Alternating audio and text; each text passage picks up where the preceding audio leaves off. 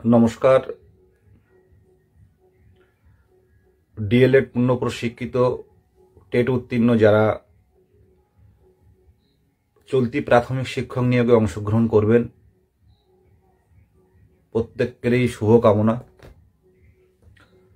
আপনারা জানেন প্রায় 45,000-এর মতো ফর্ম ফিল আপ কিন্তু অলরেডি হয়ে গেছে। আমি আইডিয়াও করেছিলাম যে 50,000-এর কাছাকাছি হবে।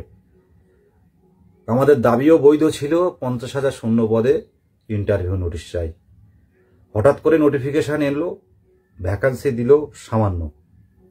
আমরা হয়তো অনেকের রাগ অভিমান থাকতে পারে যে এখন আন্দোলন হচ্ছে না কেন, কিন্তু সেই কথায় একটা কথাই বলবো, একটাই উত্তর দেব, পরিস্থিতি কিছুটা বাধ্য করেছে।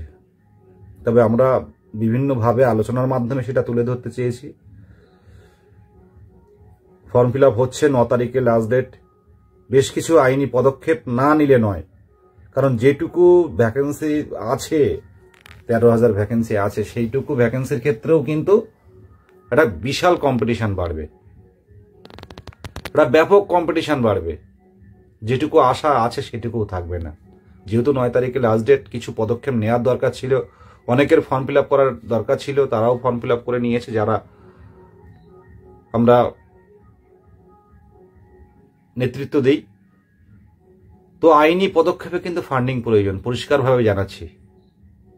যারা ইন সার্ভিস তারাও ফর্ম ফিল আপ করছে, যারা বিএড পরবর্তীতে যারা ডিএলএড করছে বা করেছে তারাও ফর্ম ফিল আপ করছে, আনুষঙ্গিক আদার্স যারা আছে, আমি নাম বলছি না। তো আমরা আইনি পথে লড়াইয়ের চেষ্টা করব, আইনি পথে লড়াইয়ের চেষ্টা করে আমরা আমাদের লক্ষ্য পূরণের পথ প্রশস্ত করব। আপনারা প্রত্যেকেই ফান্ডিং দিন, রাগ অভিমান ভুলে। আগামী দিনে অবশ্যই শূন্য পদের দাবিতে লড়াই চলবে। আমরা কালীঘাটেও জানিয়েছি, মাননীয় মুখ্যমন্ত্রীর বাড়িতে, মাননীয় অভিষেক ব্যানার্জির বাড়িতেও, অফিসেও জানিয়েছি। তো সেইখানে থেকে কোনো এখন উত্তর কিন্তু আসেনি।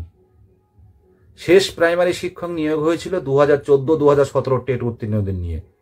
দীর্ঘ 8 বছর নতুন করে প্রাথমিক শিক্ষক নিয়োগের পরীক্ষায় ফ্রেশাররা অংশগ্রহণ করতে পারেনি। এত বছর পর এত কম ভ্যাকেন্সি। আন্দোলন করলেই কি ভ্যাকেন্সি বা রিক্রুটমেন্ট আসবে কেন?